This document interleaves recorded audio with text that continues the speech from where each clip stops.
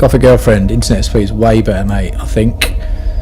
I mean, we'll find out, right? But I reckon it is. Can you hear me all right? Troy. Yeah, man. Internet should be all right. Let me know. Let me know. Can you hear me all right? I've been playing around with some new software tonight, so let me know if you can hear me all right. Yeah, all good. Good. Right.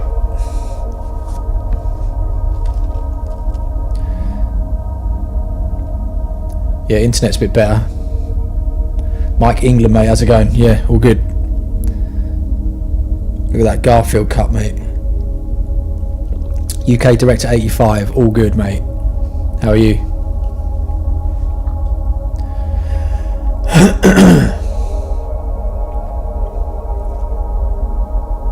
Who else we got? Let's have a look at the live dashboard. 6 people in already. Fuck me, man, I'm popular.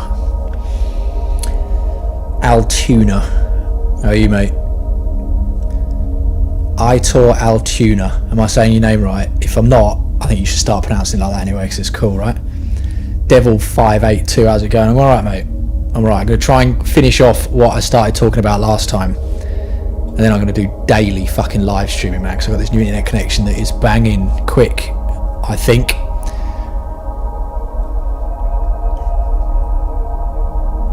Close enough. That'll do then. Yeah. Alright.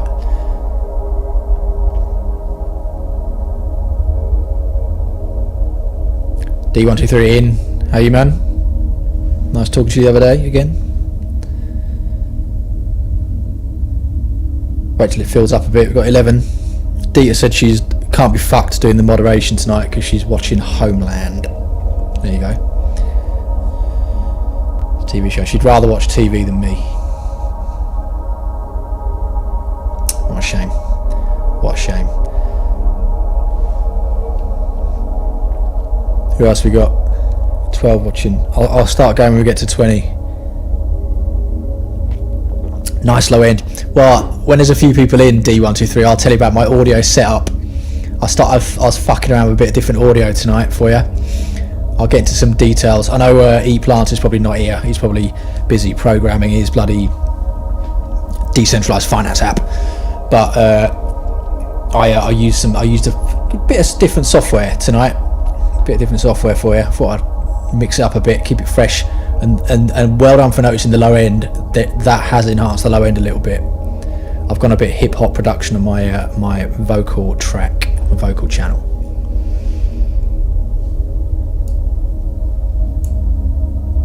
Who else is in? Excuse that desk behind me. I'm still trying to set this room up. You'll notice I've got the camera facing the other way tonight, and you can see my office blinds. It looks like I'm in a post-apocalyptic office, which is sort of what I am in. I thought you'd appreciate that. Who else we got? Say hello, and then we'll get chatting.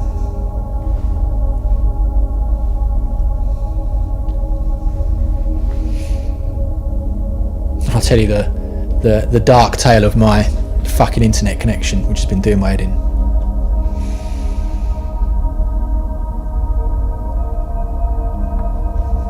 $13 in. Say hello if you're in, yeah?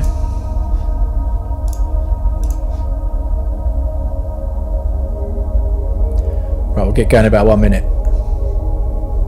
What have you lot been up to anyway? Anything happening in your cycling world, in your other world, in your offshore colony?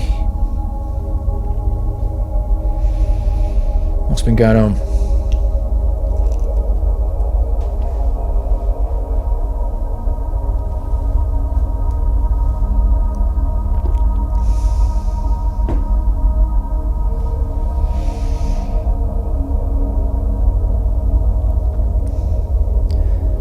Oh yeah, we're sponsored tonight by Sennheiser. Check it out. Sponsored by Sennheiser HD 650s with my homemade ear pads because my other one's disintegrated. Altuna says he's been smashing some KMs, climbs and watts. So that's what you want to do, innit, mate? That's what you should be doing. Dita says it's sponsored by Garfield. Yeah. Alright, so sponsors tonight are, and it is a real sponsorship. It's not me writing a letter to somebody begging them to let me advertise their products on Instagram in a bid to really make it big. We're sponsored by Garfield tonight. I'm a Sennheiser brand ambassador. All right. That I have so far got nothing back from, and I've only lost money on. But no self-respect. So, you know, setting myself out from most of the brand ambassadors. Mike England hates cats. I don't hate cats, mate. But, you know, welcome one, welcome all, and all that. Yeah. So yeah, Sennheiser HT 650s, very good. I've also got a set of 580s that I got for £79 from Moorgate Acoustics in Sheffield, which I believe is no longer there. All right, 79 quid, 79 quid. I got them for back in 2001. I know, mate. Come at me, bro. Still got them. Still fine. I fucking ragged them as well, and I ragged them by I've gained stage fucking hard into them as well, way harder than I should have. Yeah, but I do like Sennheiser, and the in-ear ones. Let's do a little bit of Sennheiser chat, shall we? I was a big fan of the CX 3.00 II in-ear earphones, right? And I used to, and they had a 2-year warranty on them, so I used to get them. Then eventually the cable would get fucked and snap, like they all do, and then I would just warranty them every time, no problem at all. So I bought, like, very much my Raffer approach to living. Then all of a sudden they stopped. Hang on, there was CX300 IIs, all right.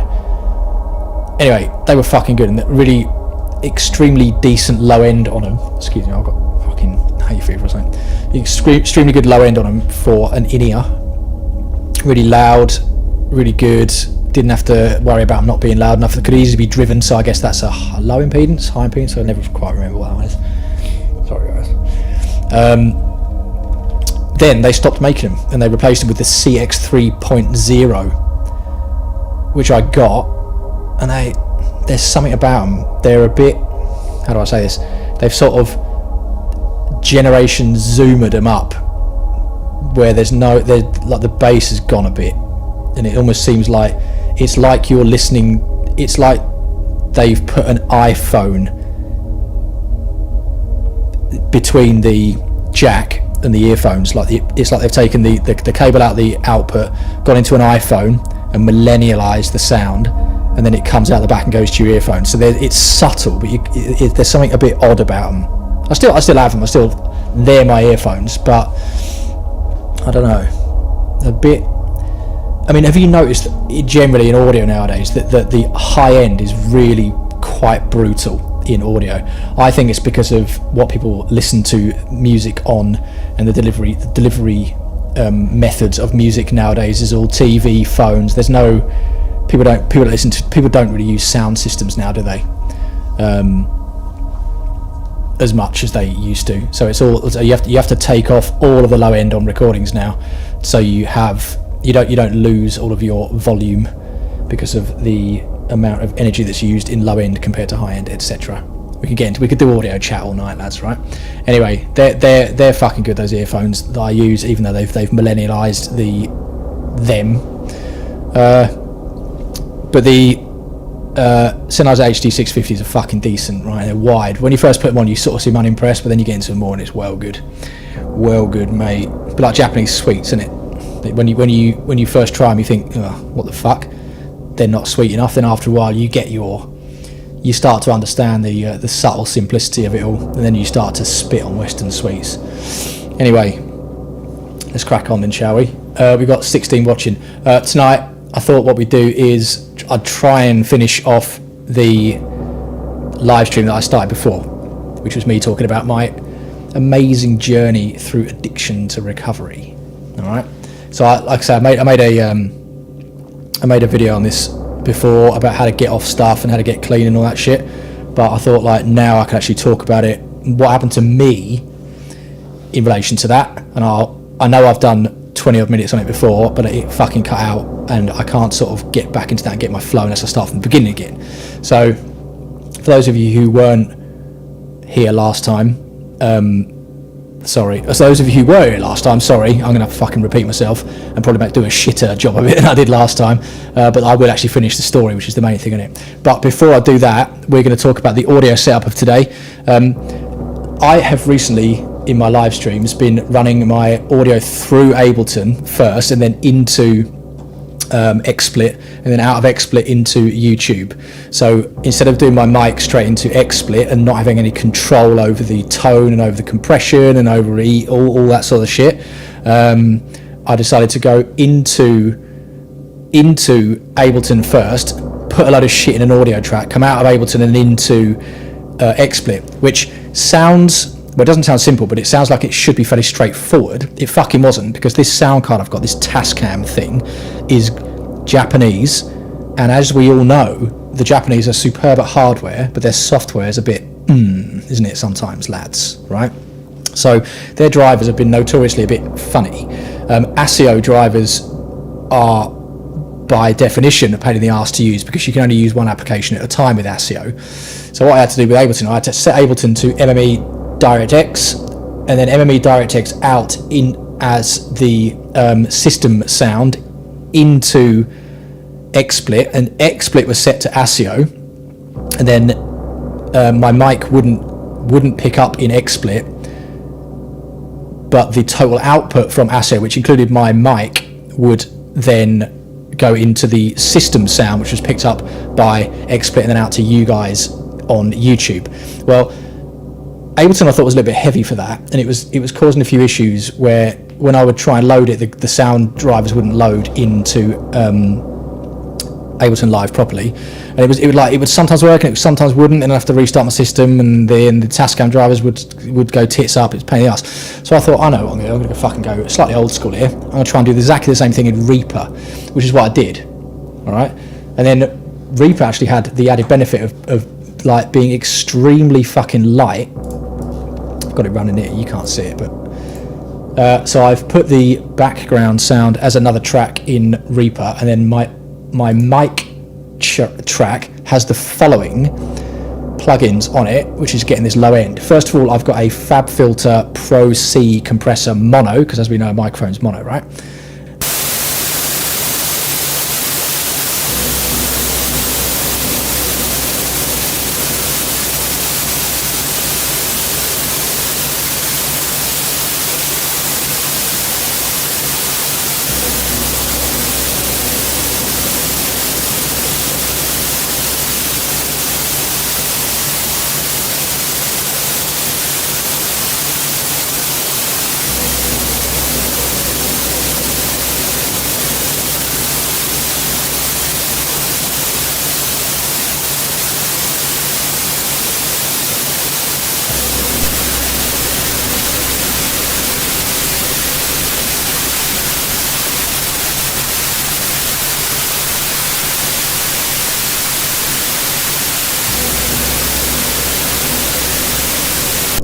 How about now? Is the sound better?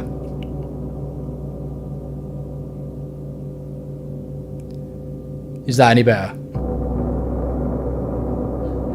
Right.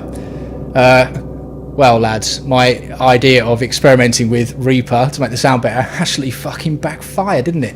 The FabFilter compressor went tits up. So what I'm going to do is I'm going to put a different one on there. Let's try that. Can you hear that now? Does that sound alright? Is there any hissing on that? Let me know. Is that alright? Yeah? And is that alright? Now, fuck me, I'm gonna have to dial it all back in. This is live setup, man. This is like the sort of, this is like the bloopers reel as I'm doing it. Right, what I'm doing now, lads, is I'm having to re-put on that EQ. And the EQ, what I'm doing is I'm rolling off the low end at a 24 decibel cut at about 50 hertz. Then I'm putting another little nodal point in at about 200, boosting that up. You might be able to hear that. Give my voice some low end, and again at about 500. Then I'm knocking it down at about 2 thou to take out a bit of nasalness, and then top end I'm banging a little bit of millennial hiss into it by about 10k upwards as a high shelf. There. Yeah, so that should be right. Anyway, there you go. Drama's over. I'm not even looking at the comments yet of this disaster. Let me have a look. All right, there we go. All right, cool. All good. Yeah, sorry about that. So yeah, that's what I've been doing. I've been fucking around with some new sound. How cool was that though? Anyway, get back to the comments. Adventure 40, hello mate. Anyway, yeah, so that's what I've done with the sound. Note to self: don't use don't use the Fab Filter compressor, because it sometimes goes tits up when used in Reaper. There you go. All right, job done. Anyway, let's get into this shit here. My horrendous journey through addiction. So I have done a lot of thinking about this throughout my life, and I realise that it started very early on. I don't know what triggered it to start early on, but it did. So excuse me, sorry about that. When I was younger, right, I was really into Warhammer, and I was also into electronic music, because my dad was into electronic music, and I grew up in just north of London and then around London. All right, George. And then being into techno and stuff, you get exposed, and then reading the magazines about techno and raves and all that sort of shit, you quickly get exposed to drug references and that sort of thing. So from an early age, from let's say about 12 years old, I was being exposed in the media I was reading. There was no internet back then, so it was just magazines and shit, to this concept that used to go around in the early 90s, that, and weirdly through reading science fiction as well, I think, people like Philip K. Dick and stuff like that, and even William Gibson, there was this idea that was put into my head that if you take drugs, you are sort of, it's almost like a key that accesses another realm, rather than what it actually is, which is just fucking around with the chemicals in your head and making you think you're accessing another realm, which you are not, right? Because you are still there, right? Now, the idea of accessing another realm and having a key to access another realm seemed extremely cool to me, especially as a young lad when I wasn't exactly the happiest and my environment wasn't exactly ideal. Having this ability to access another realm easily and relatively cheaply, and also being part of a group that would want to access this other realm, and being involved in a sort of in a music scene as well that was promoting that, and it being sort of written about and explained to me as being magical, really sort of got me sort of thinking about it a lot when I was a young lad. Like, I wonder what it'd be like to do this and that, and I wonder how good, I wonder how mad it would be, and I wonder like what monsters I'd see, and I wonder like what angels would be there waiting for me, and I wonder what like what it's like and all this sort of thing. So I didn't become obsessed with it, but I was very curious. I grew up in I was born in 1979, so I'm 41 now, right? And back then, and probably still nowadays, alcohol was just every fucking where, and everyone smoked as well, right? So the whole idea of just getting out your fucking head all the time in whatever way was the legal way, was just absolutely like an epidemic. And in school, all the kids would be going down the pub when they were 14, trying to get in and making fake IDs and trying to get booze and all that sort of stuff. So I started drinking booze young, when I was like 14, when going to mates' house parties and getting so drunk I was sick on the lawn, and then doing that a lot. And then I was also a goth, and I was also going into like goth clubs. There was one main it wasn't. Calling it a goth club might be a little bit giving it too much credit, but it was like a local sort of indie disco I used to go to, and it was fucking rad. But that was all about just drinking and it was just the done thing that you would get out of your head. So I was just doing that all the time. Then I went to university when I was 18, and that was it. I was just bang into the techno scene.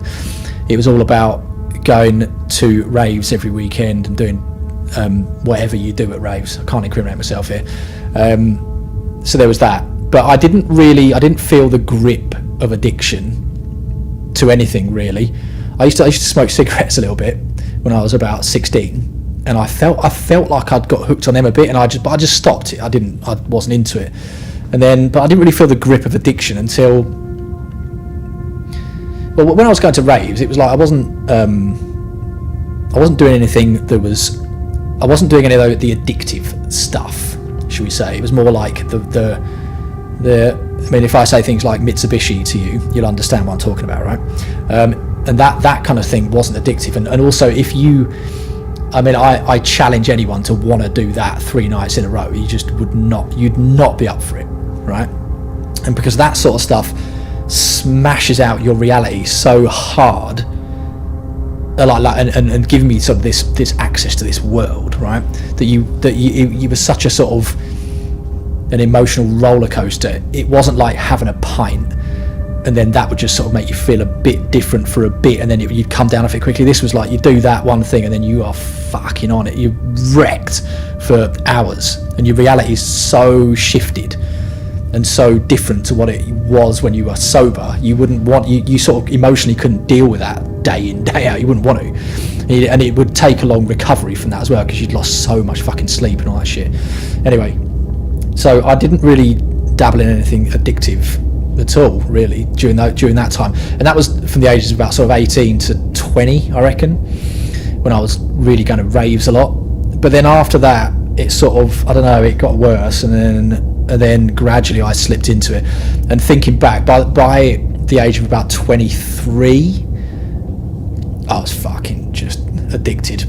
I was addicted, which is scary really, considering when I actually got clean was when I was 33.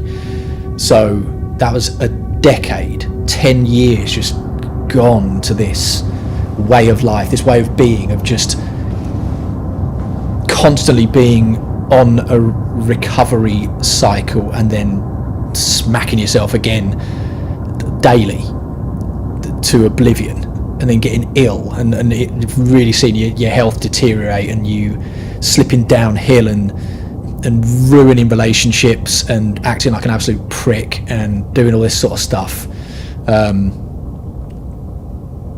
It gets hold of people, right? I was looking at some stats today online about because I'm adamant that this COVID thing is not as bad as people make out, because it ain't, right? Statistically, it's not. There's more people who die of alcohol and drugs on a daily basis than COVID, by a fucking long way, man, in the world. I was looking at the Australian stats, because the Australians love a drink and they like taking the drugs as well. There's like 6,000 people a year die directly from alcohol related problems, be that cancer of the liver, or drinking so much that you go driving and just drive off a fucking bridge or something stupid. And then there's another like 13,000, 14,000 a year who get hospitalised but then don't die. So total, you're looking at sort of, I don't know, 20,000, 20-ish thousand people who are every year getting themselves into a real fucking state in Australia. And there's only like 27 million of them. So that's a fair amount of people in the country who would get drinking every year to the point where they're fucking really ill off it. So if you look at that's the absolute peak of bad behaviour and bad effects of booze. There's going to be a tail off there, isn't there, where people have been so ill they've had to, they've been puking and completely out of control but didn't go to hospital. Then there's going to be people under that who are just really fucking fucked. Then there's going to be people under that who just are so hungover every day they want to die. People under that who drink every day but sort of keep it hidden. So there's this entire pyramid of people who are just wrecked from booze, and that's alcohol alone. before you even look at all the other drugs that are taken, all the other things, opioids, prescription opioids, heroin stuff, all the heroines, right? And then all the stimulants, all the amphetamine stuff, that whole range of amphetamines that just fucking ruin people. And so all of that is way, way worse to society than COVID at the moment. Yet no one really is shutting down economies, are they? Because of that. If anything, booze props up an economy, which might be why they don't really talk about it. Anyway, what was I saying? For me, it was like when I was like 23. Looking back, that was when I got really bad on it.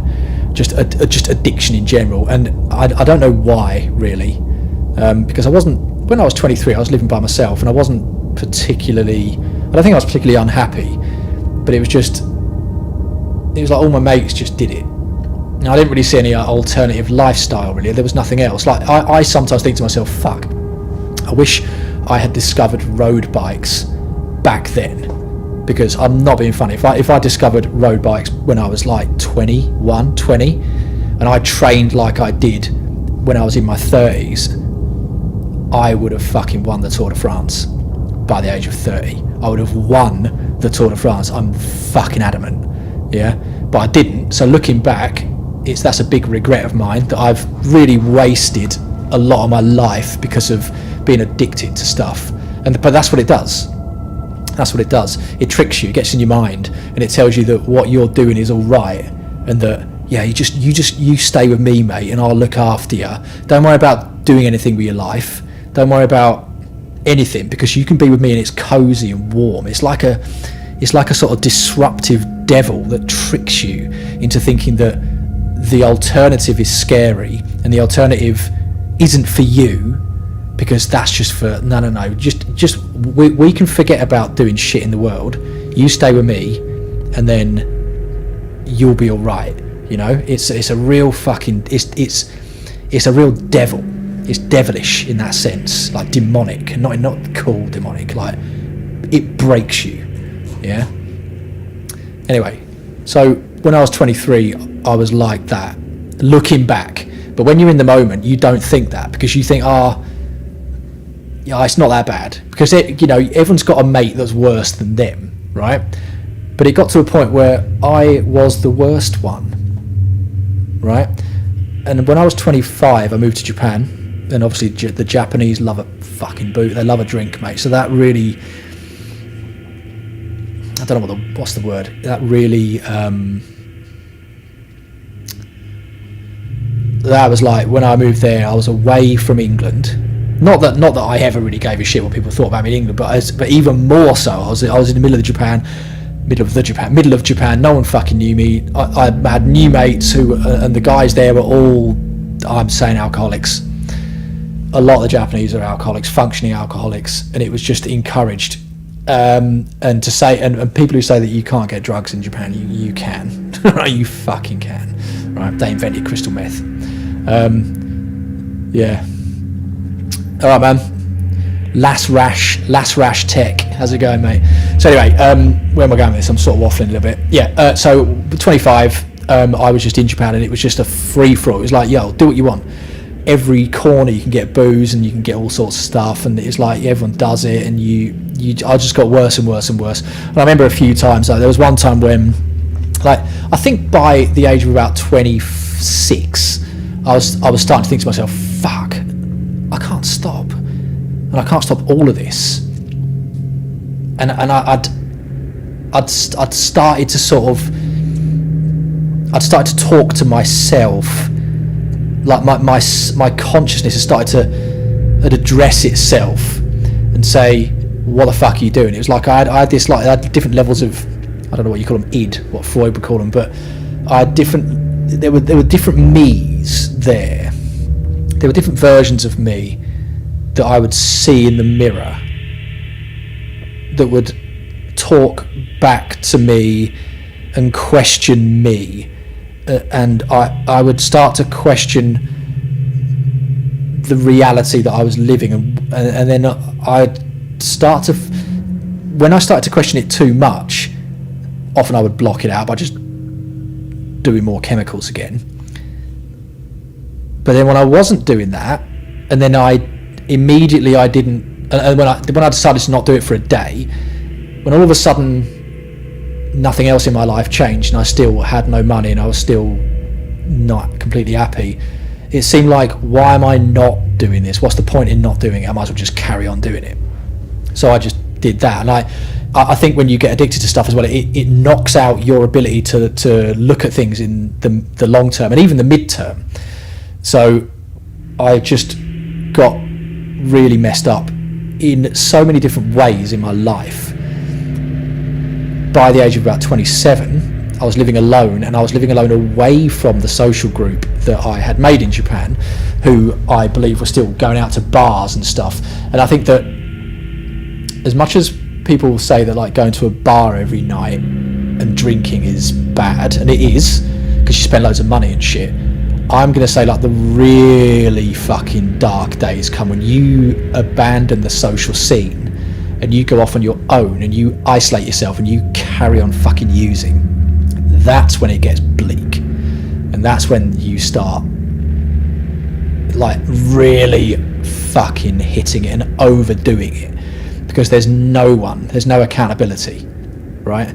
You know, when you go to a bar and you go drinking and stuff, you know, every night there's going to be one person in the bar who gets fucking leathered, and even they seem like high or drunk compared to everyone else, and then they become a bit of the laughing stock. So there's still like a bit of a policing between people, and there might be people working in the bar who are sober, who don't who sort of, you know, can refuse to serve you or can say go home mate or all that sort of shit. But when you're by yourself, you are doing it till you black out by yourself, and you get really bad. So 27 onwards I was like that, and then it just got worse and worse, and then you just spend all your time alone, and you just spend all your time just using and drinking and all that sort of shit, and you can and lying to people about how ill you are and never seeing people, and like not wanting to see people because like the last time they saw you, you weren't that bad, you know, and then that you don't want them to see you in such a state. And if you do see people that you used to know, you are sure that when you fuck off again, they'll be like talking to each other like going, fucking hell man, he looks wrecked, he looks fucked man, what's going on, like why, god, he's getting bad now, like you know, like you know they're talking about you, right? But anyway, that carried on for years, and then I went to the hospital one day for something, can't remember, and then this was in Japan. And if any of you have been to hospital in Japan before, they don't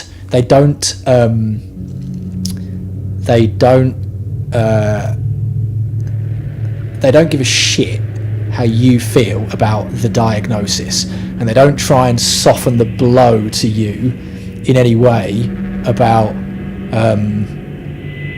telling you what you're doing in your life, whether it's right or wrong. Yeah. And that was certainly the case when I went to the doctors once in about 2008. I went to the doctors and I had something right. I think I had some intestinal. I started getting. I mean, thinking about this was all because I was just fucking drunk and high all the time, right? And my body had started to cave in. So in 2008, I was like 28, 29. So I think like by that age, if you've done it from a teenager all the way through your 20s, by the time you get to like 25, 26, if you carry on, it's fucking downhill hard from there, really downhill hard. So I think that I was starting to suffer from the side effects of just chemical abuse on my organic body, right, my orgasmic body. So in 2008 I went to the doctor because I had something wrong with my stomach. I was convinced I'd probably eaten something dodgy, but again, you lie to yourself, right? The doctor was prodding around. She was like, how old are you? And I said, oh, I'm 28, 29, 28. She was like, why is your liver swollen? And she looked at me like, and she said, stop drinking. You have to stop drinking now. You have to stop whatever you're doing. You've got to stop doing it because you're going to die. So I was like, fucking hell. But then, right, because you know what happens, don't you? When you tell someone to stop, They don't, mate. They just ignore it, and then you isolate yourself more, and you don't back down. You double down, right? So I just fucking carried on, man. And I remember I was just doing things like, because it's not just alcohol that wrecks your liver. It's all the other stuff that goes through that you take, that you have to process, that fucks you, right? I remember I was like just doing things like I was laying in bed and just laying on my side, and my fucking liver ached and all that. So I was like, what the fuck am I doing to myself? Anyway, it got really bad. It got to the point where I was like doing it all day, every day. Yeah. And then I remember one of the things that happened that made me decide to fucking get off it. I remember I woke up one morning and it was like 8 o'clock, or I'd either woken up or I'd come round and I was fucked. And I went to the convenience store. Now, Japanese convenience stores open 24 hours a day, booze 24 hours a day, no questions asked. They don't even look at you when they serve you. It's fucking easy. I remember I went in there and I bought some booze and I bought something else. I don't know what it was, and I cracked open I think it was a strong zero, right? And I had a sip of it, and this was when I was like 32 or something, because it was carrying on for fucking years. This, yeah. But bear in mind, all the time I had a job and stuff. I was holding it down. It was weird. Thinking back, I don't know how I fucking managed it. That was like an endurance event. Anyway, I had a sip of it, and then I started feeling sick. I was like, and I thought I was going to be sick, so I started walking on the road, and then all of a sudden I was sick, and I was just pukes, man. It was fucking disgusting everywhere. And when I sort of stood up and looked around, there was all these school kids walking past, right? These school kids, young as fuck, looking at me like I was some tramp, and I fucking was. I was behaving like a tramp, right? So that was a real wake-up call, and it was fairly shortly after that I was like, right, that's it. And then I just quit, all right? Quitting cold turkey, and it was November the 18th, 2012 when I fucking quit, and I quit everything in a day, all right? I went to my mate's wedding in Japan. He was a man from Ireland, and he was getting married to a Japanese lady. So I went to their wedding, and I accompanied my friend's wife, right? There's nothing else to that story, all right? I accompanied my friend's wife because he couldn't go, right? So I went there with him, and I remember when we got there, she just went off with her Japanese friends and all that sort of thing, and I stood around, and I was drinking booze, but I just didn't seem to be able to get drunk, and I felt weird, and I think I was high as well. And then something weird happened. It got to like 8 o'clock or something, and the wedding after party, and everyone was just drinking and stuff, and I saw people like just behaving like dickheads, and people getting aggressive with each other at a wedding. It was fucking insane, and like just nonsensical, that sort of drugs and booze logic that people seem to take on, right? And then I was like, fuck this, I'm going home. So I walked out, and it was pissing with rain, and it was quite cold. It wasn't really cold, it was like coldish, and I was walking through industrial northern, it was in Saitama, just north of Tokyo, right? And I walked out, and I got the train back, and I felt fucking shit on the train, and I just felt weird. And I walked past a convenience store, and I'm like, I don't even want to go and buy a fucking 6-pack of Strong Zero to sort of nurse me through, you know what I mean? I was like, yo. And then I went home and just laid in bed, and something weird happened. It was like, you know what, I'm just going to stop. I'm going to stop this, and I'm going to sort myself out. I'm going to do everything that I've ever wanted to do now. Because I was 33 I was 33 and a half. I was like, you know what, man, that's it, that is it. And I thought, I'll tell you what, give myself a week, give it 5 days, I'll probably be alright. Well, that was me being optimistic, wasn't it? Because the first day you quit, nothing really happens. You just feel physically very, looking back, it's probably like anxiety. You feel weird, and you feel slightly elated, excited, but you don't know what's going to happen, and you feel physically odd. And then it was like a week of just like white light. I didn't leave the house. I didn't go out, and it was just I was itching and fucking, oh, my whole body hurt, and I was being sick, and I was like, I felt fucked, and I was sweating and sleeping and not being able to sleep and having just horrificness. And that whole first week was really fucked, and I drank loads of coffee. And then I think I was off work. I think there was I had like a couple of weeks off work, which may have been why I decided to do it. Anyway, then I had to get a train somewhere. I don't know what it was. I had to get a train, which the train journey I'd taken a million fucking times before, and I'd always was, you know, high or drunk on the train or whatever, but like, you know, not like being a dickhead, but just sort of on the train. And for some reason like, the doors opened on the train, and I stood there and I was just like, fuck. And I don't know what was going on. Like, it felt like I was massively anxious about being outside. Like I wanted to like pull my hood over myself and just hide in the corner and get it over with and go home and just lay in bed again. That was fucking bizarre. And that happened like a couple of times when I went outside. And then after I got over that sensation, I started to slightly feel better, right? And then I decided to go and get myself checked out, which was worrying. So I went to the doctor, and I got blood tests and that, and they looked at me and they were like, you're all right, you know, your liver levels are a little bit high, your blood's a bit off, like you got a bit too much blood sugar, right? So then bear in mind, I was like a bit not fat, but I was about 6k too overweight, right? And not muscle, just a bit blobby. And then slowly I started getting better.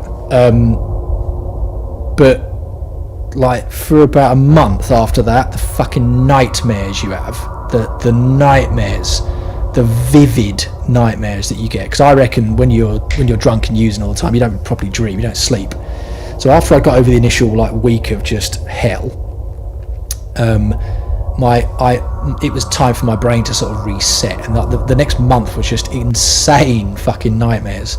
Like I dreamt that like my knob and balls sort of peeled off, and I was holding them in my hand, and I could just see, I was looking down the end of them like they'd been dissected with a samurai sword, and I was looking at all like the inner red workings, like a cross section of a human dissection. I was like, what the fuck? And I kept trying to put it back on, and I kept waking up like like, fuck me, man, that was bleak. Then, so by that time it was 2013. Bear in mind, I had already bought a Cannondale Super 6 Evo bike with Dura Ace at this point. I bought it once I think I bought it when I was high once, because I weirdly had money. And I had actually started riding a fair bit before that, but I was like a bit shit and just thought, fuck it. I used to have a hangover on group rides sometimes and be able to do half of it and just be a bit shit and never be able to climb. Then I decided, like, January 2013, I was like, yeah, tell you what, right, I'm gonna not only recover, here's what it was. I was so pleased with myself for not drinking or taking drugs or anything for a couple of months, that I thought, well, if I can do that, I can fucking do anything. Yeah. And I thought, right, well, what I'm going to do now is I'm going to turn myself into a phenomenal cyclist. And I actually did, as you all know. So I'm sort of laughing at how arrogantly correct I was about what I was going to do. So 2013, I then was like, yeah, okay, I'm going to go hard. And I found this guy, not naming names, if he's watching this, thank you, mate, who was a personal trainer he used to be a pro cyclist on a mid-range team. Anyway, he agreed to show me how to train, right? Now, nowadays, I think I needed someone to tell me what to do a little bit, and I like the idea of just someone giving me instruction who'd done it. rather than try and Google it and work out who was right and who was wrong. So I just said, look, can you just write me like what you would do in a month training, show me it in an Excel spreadsheet, and I'll just copy it. And then he just did that. He just went, okay, well, if you want to do this, you got to do that, you got to do that. And it sort of showed me the idea of like starting off gentle and ramping it up and doing interval training. And I didn't have a power meter then, obviously, but like having a Garmin and looking at your heart rate and like riding for a 10k and then like for 500 meters riding like as hard as you fucking can and cooling down, just all that sort of shit. And it taught me how to ride a bit more. Incredibly, I seem to take to that really well, and I don't know if I replaced an addiction or I replaced the regular thing in my life became that rather than ruining myself on booze. So that became, so I made that a habit, and then I just got stronger. By July in 2013, I was mixing it up with some really fucking fast lads, and I used to ride 25k in the morning to meet them on this loop down near Tokyo around this lake, and we used to fucking go hard around this lake. And that was the first time I'd ridden with someone after I got clean who was very fucking strong. He was 10 years older than me, so that was good as well, because it showed me like, wow, fucking hell, if he's 10 years older than me, he was like 44 at the time, and he was still going so fucking hard. I was like, well, Christ, if he can do it and he's 44, I can do it, I'm 34. I've got no excuse. Like, if anything, I should be faster because I'm younger, but no fucking way. It weren't like that at all. And he just used to fucking brutalise me around that lake. It was brilliant. Then I used to ride home and be fucking knackered. But bear in mind, I used to turn up at like 7 a.m, so I had to wake up at 5:30 to get down there. That was a laugh, and it was in summer as well, so it was boiling. Then I started hitting the mountains and I started hitting the climbs, and then I just got better at riding.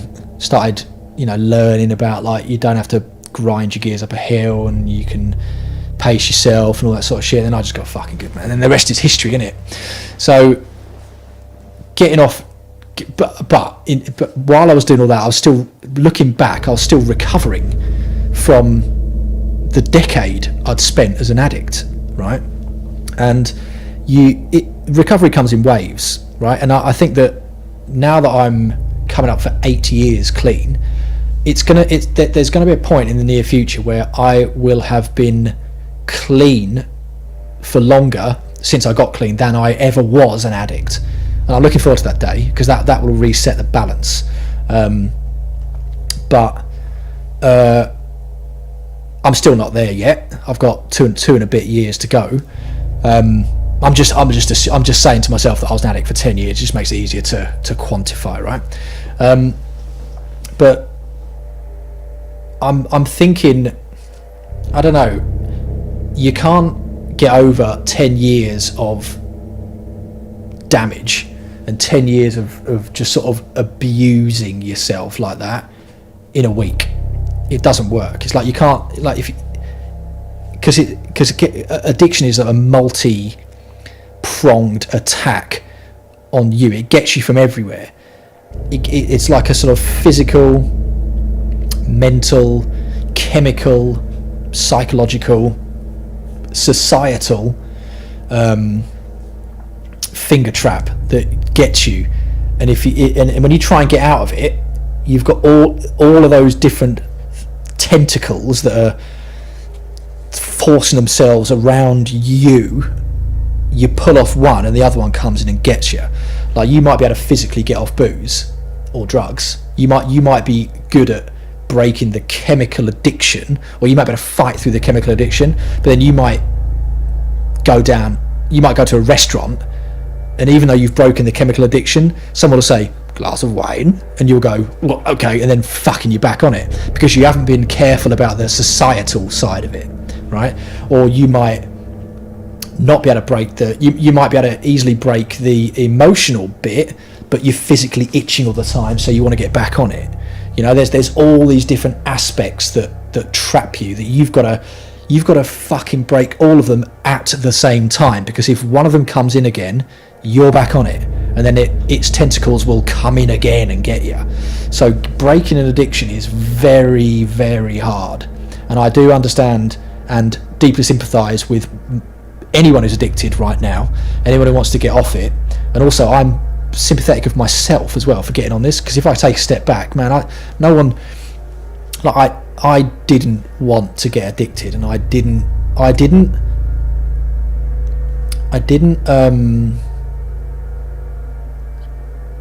as I said at the start of the live stream, I didn't think that wanting to access this other world, this other reality, and break away from my current reality would have been so fraught with disaster and danger. I think that it was missold to me, and I think I missold it to myself. So I sympathise with my younger self, I think, in that way, which I think that if this is just me talking on the internet, but like if anyone watches this and they're thinking, fuck, I'm addicted, or am I addicted and stuff, you probably are addicted, but you can get off it. But you've got to be a little bit sympathetic with yourself, and don't be too hard on yourself, but just fucking get off it and realise that it's a tricky, demonic, twisting phantom that just writhes itself through you and into you and intertwines itself and sort of becomes you. You become it as well, right? It's a sort of disgusting symbiosis. Yeah. So it takes ages to get off it. In terms of what happened to me since 2013 to now, I don't have as many details about it as I do the lead up to me getting clean, because it feels, looking back now, it feels like eras have happened to me more than distinct events. The distinct events in my life now have all been unrelated to alcohol and drugs. Mainly they've been related to successes and some failures and stuff, but like things that I've done which have no relationship to addiction and drink and drugs and all that sort of thing, like more like related to work or relationships or training or knowledge and learning and all that sort of thing, and those things are completely unrelated to that. So I don't really have a sort of very chronological, laid out nodal point reference system like I do the lead up. However, I can summarize it. So I think looking back, and obviously probably in 10 years time I'll be able to look back on this and go, yeah, we weren't quite fucking sorted yet, were you, mate? But looking back, I think 2013 was when 2012 was when I got clean, but it was the end of 2012. So let's just say we're going to talk about this in terms of years. So the year 2013, I felt pretty good. I didn't feel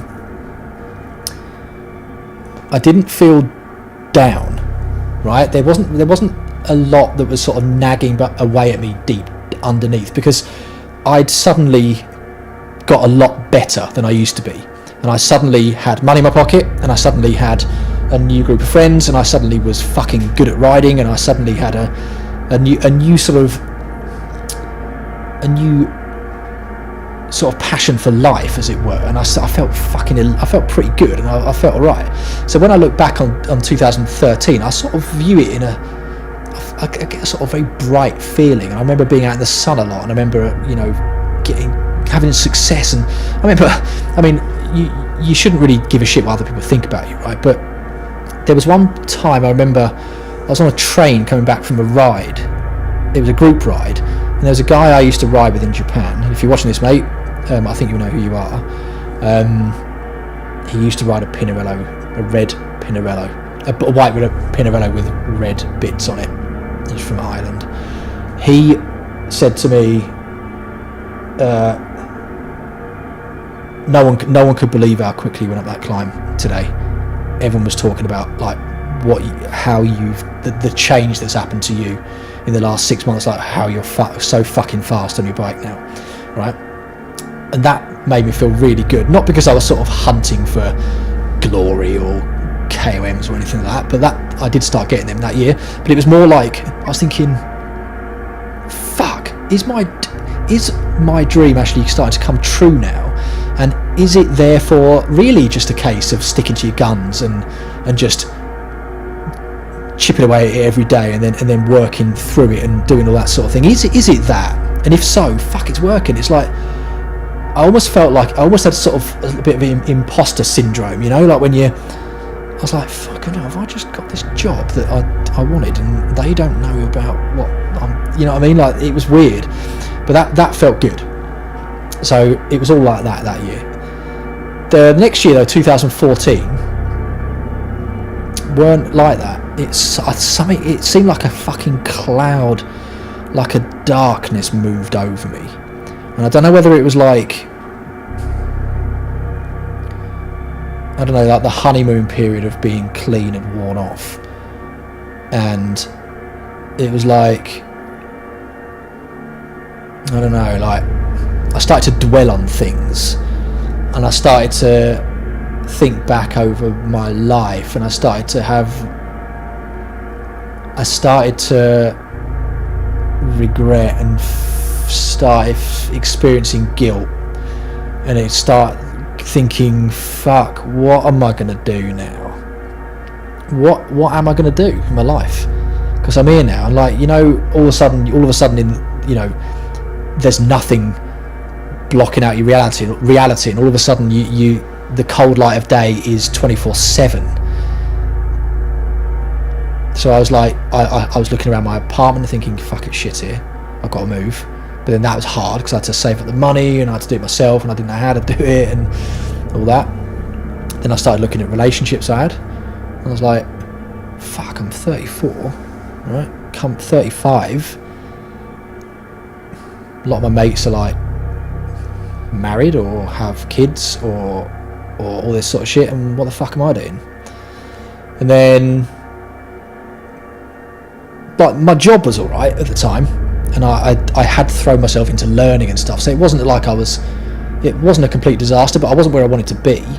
So there was all these things, and then I started thinking about how I started thinking back about all the people I'd hurt or upset or all that sort of thing. So that really started to get quite dark, and then I found that the way that I'd get annoyed easily at people, and I'd sort of take things quite personally.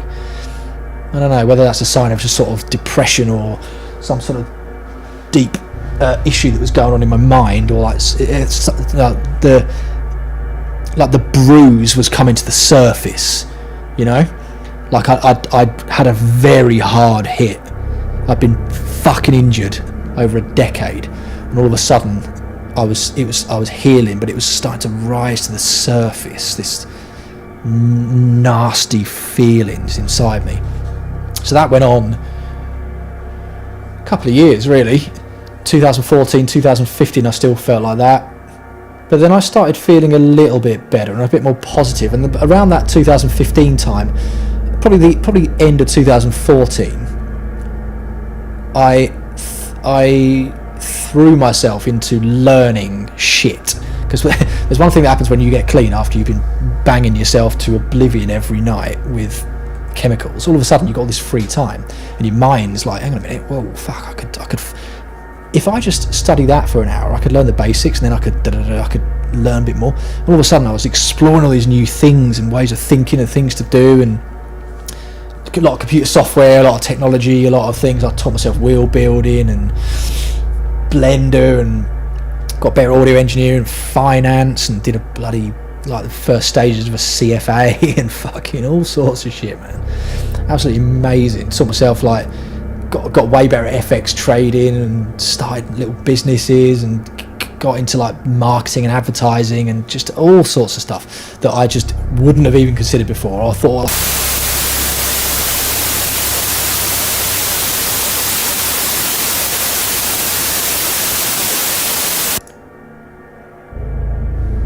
check, can you hear me?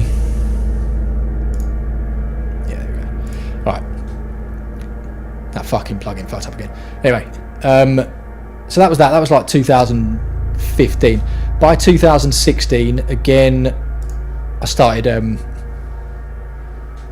slightly better, right? But bear in mind, by 2016, I was like 37.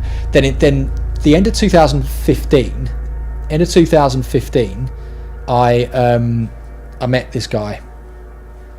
I met a guy from Australia, right?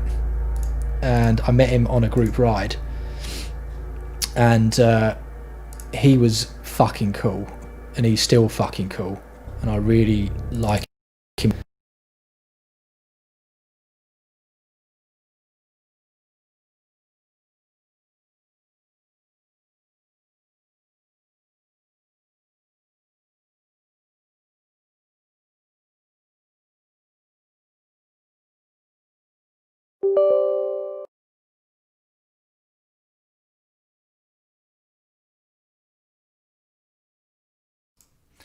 Check. Can you hear me?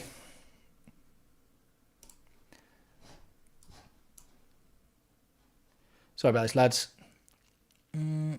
DS and just set my order up again. Fucking, I should have tested it, shouldn't I, before? What an amateur! What a fucking amateur! All right, we're getting there. Do you know what, man? I'm not going to use this fab filter stuff again live.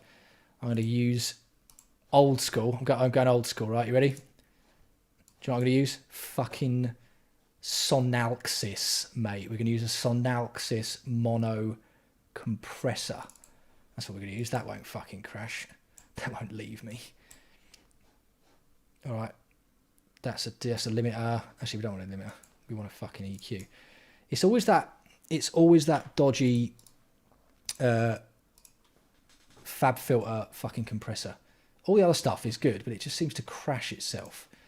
Where's the EQ? EQ mono there. Boom. We're going to go check. Analyzer. Post EQ. There we go. Right. Just got to do the EQ again, lads. Hang on. Low cut. Boost that there. Boost that there. That's about there. There you go. Right. Cool. Back in business. Can you hear me, yeah? Yo. Check. All right. We good? Yep. Check. Is that better? Bring it back up. Oh, I need a limiter on the fucking output, don't we? There we go. Right, check. All right, cool. Yeah, good. All right, nice, cool. Sorry about that. We're back again. Let me know if it's clipping you. I just did a quick job on that. Anyway, I met this Australian guy, right? His name's Heath, and he's my mate. Anyway, we started trolling. Well, I met him on this group ride, right? And it was funny because everyone else seemed to be like a serious, boring bastard. Some of them are nice though. And Rides of Japan was there, right? And so was cycling in Japan. And Heath was there. Anyway, me and Heath seemed to hit it off. I greatly enjoyed his gallows sense of humour, and we seemed to meet. Our eyes met over a crowded room, and we were fucking mates from then on. And then, right, because it turns out I didn't know this, but Heath was like a fucking full-on actual pro rider when he was younger, right? Like in from Tasmania, he was like a fucking Olympic hopeful or something like that. He was fucking insane, but he hadn't ridden his bike for 20 odd years, and then he decided to get back into it because he was like in his mid-40s at that point. Anyway, me and him hit it off, and that was it. Like, I had a mate. I did have my other mates as well that I started riding with, but with Heath it was like he lived near me, so we could go training every day or all that sort of shit. And from there, I'll tell you what, right, life got a lot fucking easier. And I'd had long enough clean by that point to have sort of stopped being such a cunt to be around. So I was able to actually slightly maintain a friendship. I think I probably fucked it up a few times, and probably did towards the end of his time in Japan. I don't know. But we did have some fucking laughs, and we started training and riding. So my entire life just became fucking battering it with him, which was fucking good. And then I started saving more money and all that sort of shit. And then I started a YouTube channel, and then I used my YouTube channel, as I still do now, to fucking just do all bleak shit on. Yeah, but that's coming towards the end of the fucking story. Then, right, just to make things worse, in 2017 I had a massive crash and broke my neck. So what's the point in anything, eh? I should have just fucking carried on the drinking drugs and died, because whatever. Anyway, yeah, so that's that really. That's the conclusion of the whole fucking story. So tomorrow on the live stream, it should be slightly more upbeat, but I wanted to like actually finish it so you knew what it was all about, so you knew I wasn't fucking speaking shit and actually did know what it's like to be through hell and back. Anyway, so if any of you, like I say, have been addicted to stuff, are addicted to stuff, want to get off stuff, want to talk to me about it, to summarize, yeah, you get addicted to stuff.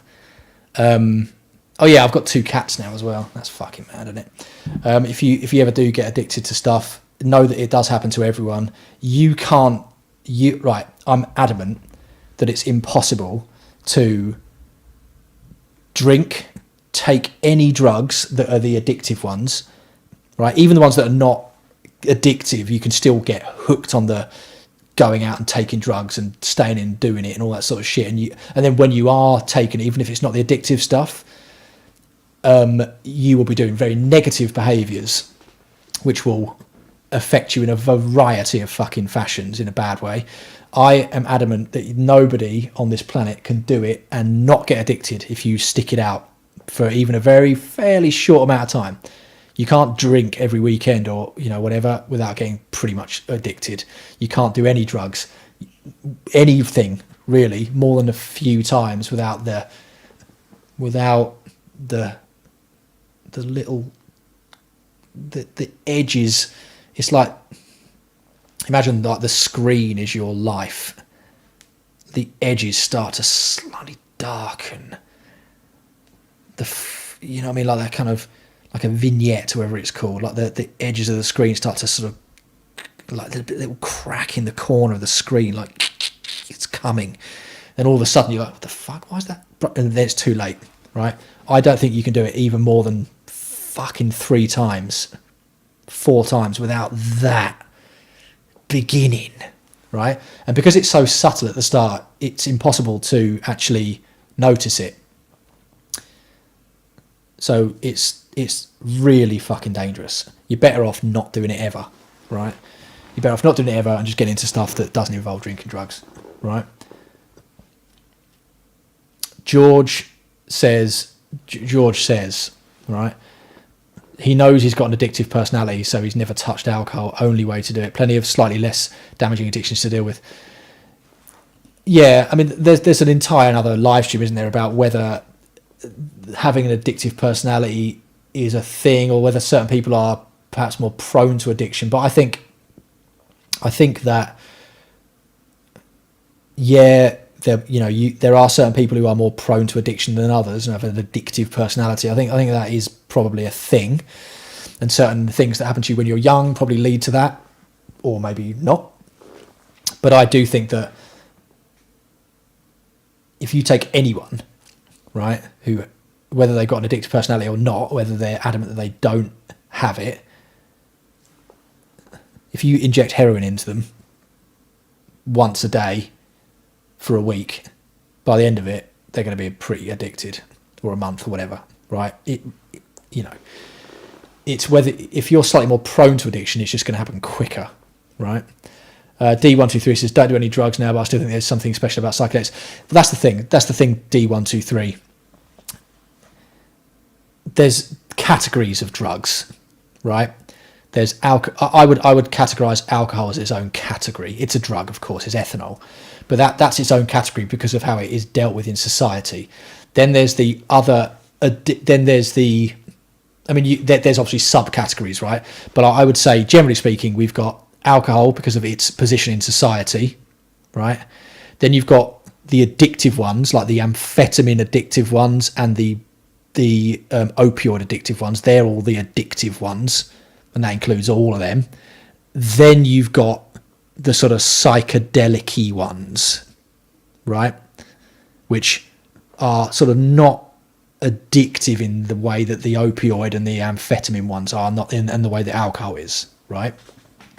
I've never heard of anyone craving LSD. They're like, oh, you know what I mean? I'm just so stressed at the moment. I just want to have a pint of fucking acid. Like, I've never heard of that, right? I've heard of people like wanting to go out on a night and take ecstasy and dance to techno. I've heard of people saying, I really want to do that, but it's not a sort of craving, you know? So anyway, therefore, if you're going to do something, right, and I'm not recommending anyone take drugs here, right, but if you are going to do something, do psychedelics, because at least it's fucking interesting, right? At least it's interesting, and at least it fucking belts your mind so brutally and so fundamentally. If you get on stuff that's like mad, right, you're not going to want to fucking do it the next day, right? I've taken, right, can I say this on the internet? There was one time, right, and this is in Sheffield when I was about 20, right? David M, you're very funny, right? But it's supposed to be black and white, mate. It's for fucking gothness, isn't it? Anyway,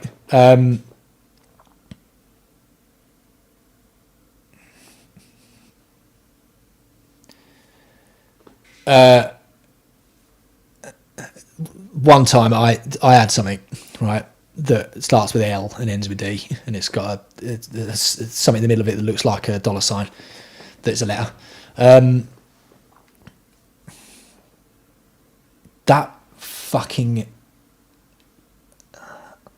That was like, everything else just sort of like, I don't know, it's related to things that you would feel in reality, right? Like certain things, certain emotions that you have would be amplified, or like, you know what I mean? Like it's all based on reality. Most of it, most of the other stuff is based on reality. So it's for fucking pussies, right? Some of this psychedelic stuff. It's, well, right, psychedelics are like the Ortega of drugs, aren't they?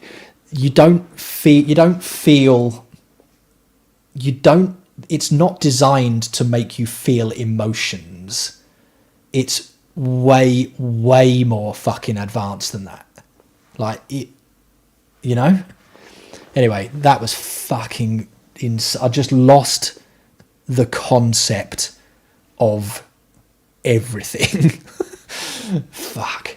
And again, like you say, like there's no way you're going to crave that, and there's no way, like you almost don't. Like if someone said to me, "Yeah, look, I'll give you $10,000 if you do that again," I'd be like, "Fuck, I don't even know if I want to," because I'm sort of scared. Yeah, I would be scared of it, right? Everything else you could just sort of like, it has its plus everything else has a standard trajectory, doesn't it? You're like, oh, okay, well now I can feel it a bit more, then it's still there, now it's wearing off. This though was like fucking, the concept of a trajectory had disappeared. It was like the standard sort of progression envelope had become just like spectral mist. I was like, fucking hell. Yeah, that was insane. So yeah, if you're going to do anything, don't be a fucking puff. Yeah, don't do all the boring ones. Do really hardcore psychedelics, and then scare the shit out of yourself. Never quite be the same again in your head, and just stay off the rest of drugs for the rest of your life. Right? That's probably the best way to do it. Maybe in schools, right? When every kid, some sort of like rite of passage, be like, right, okay, kids, you're all 13 now. You know what time it is, right? All of you come over here. Okay, we've got the gym booked, and we put loads of pillows, and we've got an old JVC CD player here with an Orb CD to put in. I want all of you now to come over here and take one of these small little squares of paper and put it on your tongue. All right, and follow me. Okay, we're going to sit in this room now for the next 24 hours. Your parents have been informed about this, and they've had to sign this consent form. But this is for your own good. All right. Okay. May God help you. Yeah, I reckon that's what it is. I reckon that's what they should do. Anyway. Yeah. Go hard or go home is what I'm trying to say. Yeah. Don't be a normal. Don't be normal. Yeah. Oh, I'm going to do a pint and then fucking no. If you are able to hold a normal conversation, or you're able to show off, or it makes you think that you're tough and cool or sexy, or sort of no. If it makes you feel like if it makes you feel like you've become one with the void, and the stars are avatars of are externalized avatars of your id, spanning eons, yet everything is 1 second and a billion at the same time. I mean, that's heading in the right direction, right? If you try and hold on to your friend on Ecclesall Road in Sheffield for dear life, because you feel reality collapsing around yourself, and then all of a sudden you do that and he's gone, and then he's broken into bits, like he's become a sprite from an Amiga game and has fallen into bouncing balls around you, and then an aeroplane flies down, flies through, you become the plane, and then you become the planet, and then everything is flipped around, and all of a sudden you're just laid on your mate's bed again, you don't know where the fuck you've been. That's getting there, all right? You know, go hard or go home is what I'm trying to say. Yeah, never do things by halves, all right? And on that note, I will end this live stream before we get into too much trouble. But yeah, nice. See you again tomorrow night when our internet